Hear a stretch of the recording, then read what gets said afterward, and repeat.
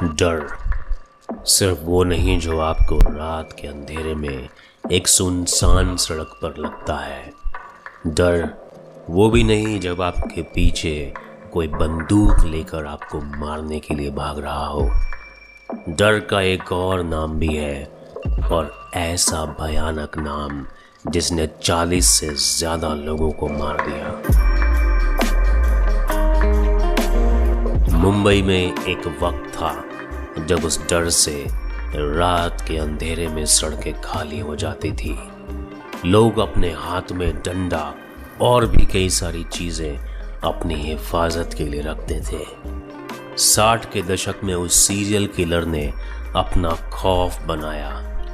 वो किसी को भी मार सकता था, औरत, बच्चे, बूढ़े और जवान, किसी को भी। इतनी सारी हत्याएं जिसमें एक हत्या से लेकर दूसरी, तीसरी और आखिरी हत्या तक कोई कनेक्शन नहीं था।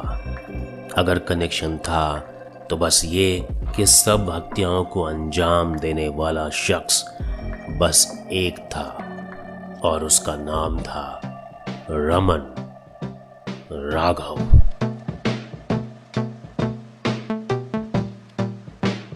राघव का खौफ इतना ज्यादा था कि हर रात करीब 2000 पुलिस वाले पेट्रोलिंग किया करते थे। 1965 से 66 के बीच करीब 20 मर्डर हुए, जो इस सीरीज का पहला एपिसोड था। उसका दूसरा एपिसोड शुरू हुआ 1968 में, जहां उसने घूम घूम कर लोगों को मारा। पुलिस को कोई सुराग नहीं मिल रहा था कातिल को पकड़ने का। कातिल अपना शिकार ज्यादातर झुग्गी झोपड़ी में रहने वाले लोगों को बनाता था। वो किसी भारी नुकीली चीज से सोए हुए लोगों पर हमला कर देता था और उनको जान से मार देता था। कातिल ज्यादातर खून रात के अंधेरे में 1 बजे से 4 बजे के बीच करता था। उसकी दहशत इतनी ज्यादा थी, इसको समझने के लिए उस वक्त के पुलिस कमिश्नर E.S. मोडक का एक बयान समझना होगा। उन्होंने कहा था कि इस तरह की दहशत पहले पूरी दुनिया में सिर्फ 2 लोगों के लिए देखी गई है, जैक द रिपर और बॉस्टन स्ट्रैंगलर की। आपकी जानकारी के लिए बता दूं, जैक द रिपर लंदन का एक बहुत ही खौफनाक हत्यारा था, जो सिर्फ लड़कियों को अपना शिकार बनाता था। 1888 में वो नशे में धुत लड़कियों को मारकर उनके शरीर के अंग निकाल लेता था। उसने करीब 5 लड़कियों को मारा था और उनकी किडनी, दिल जैसे बॉडी पार्ट्स निकाल लिए थे। इस पूरे मामले को लेकर लंदन के एक अखबार में एक सनसनीखेज आर्टिकल छपता है, जिसमें उसको जैक द रिपर नाम दिया गया। कहा जाता है कि वो आर्टिकल कातिल ने खुद लिखा था। जैक द रिपर आज तक नहीं पकड़ा गया, और बॉस्टन स्ट्रैंगलर यानी एल्बर्ट हेनरी डिसाल्वो 1962 से 1964 के बीच अमेरिका में बॉस्टन में 13 लड़कियों को मौत के घाट उतार चुका था। वो भी एक सीरियल किलर था। खैर, रमन राघव का खौफ मुंबई में बढ़ता जा रहा था। मुंबई पुलिस पूरी मुस्तैदी से रमन राघव को पकड़ने में जुट गई थी। उस समय के नए पुलिस कमिश्नर रमाकांत कुलकर्णी के बारे में ये कहा जा रहा था कि उनके पास ज्यादा एक्सपीरियंस नहीं था, लेकिन आपकी जानकारी के लिए बता दें कि 27 अगस्त 1968 को रमन राघव उन्हीं के अंडर में पकड़ा गया था।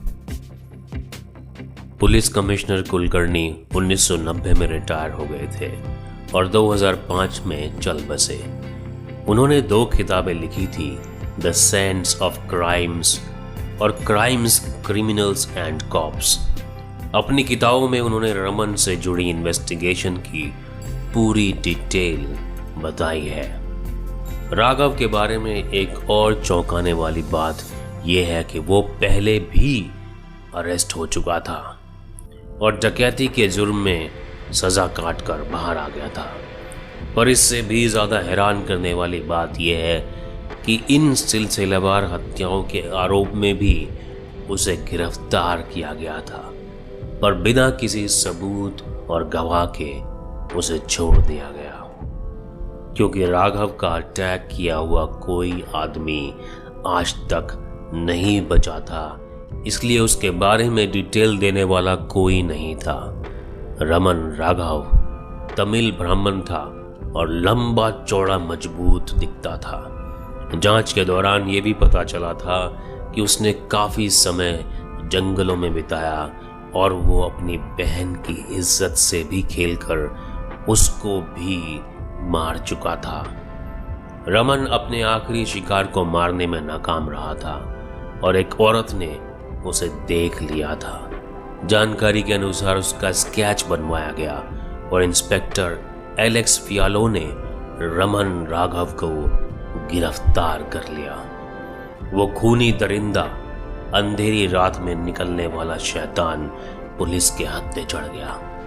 उसने शुरुआत में पुलिस को कुछ नहीं बताया। पुलिस उसे प्यार से पेश आ रही थी क्योंकि पुलिस के ऊपर बहुत प्रेशर था।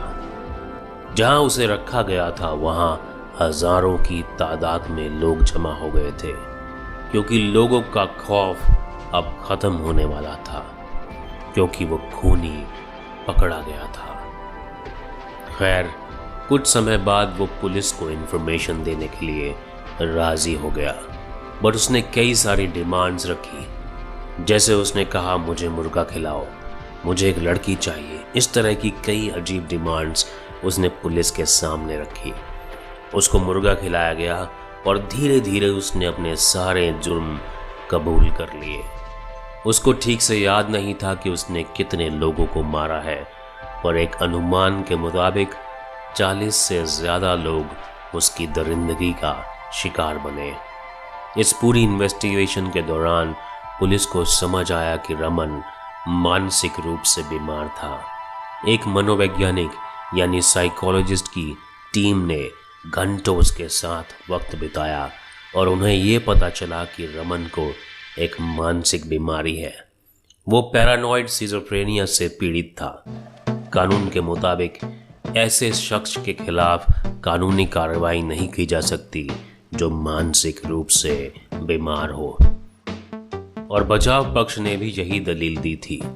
उसकी मौत की सजा को भी इसी वजह से उम्र कैद में बदल दिया गया और साल 1995 में रमन की मौत ससून हॉस्पिटल में किडनी की बीमारी से हो गई थी। रमन का जन्म 1929 में हुआ था। कुछ रिपोर्ट्स की माने तो उसका नाम रामन था, रमन नहीं। उसके और भी कई नाम थे। वो एक बहरूपिया था। खैर, उसका नाम जो भी रहा हो, पर आज उसका नाम और निशान इस दुनिया में नहीं। लेकिन मैं अपने आप से ये सवाल ज़रूर पूछता हूँ कि जिन लोगों को उसने मौत के घाट उतार दिया, जिन लोगों की उसने बेरहमी से जाने ली, क्या कसूर था उन लोगों का जो उन्हें अपनी ज़िंदगी गंवानी पड़ी। दोस्तों, मानसिक स्वास्थ्य को लेकर कभी भी लापरवाही न बरतें। आज ज़रूरत है हम सबको मानसिक सेहत को लेकर जागरूक होने की, वरना कोई और रमन राघव ना बन जाए।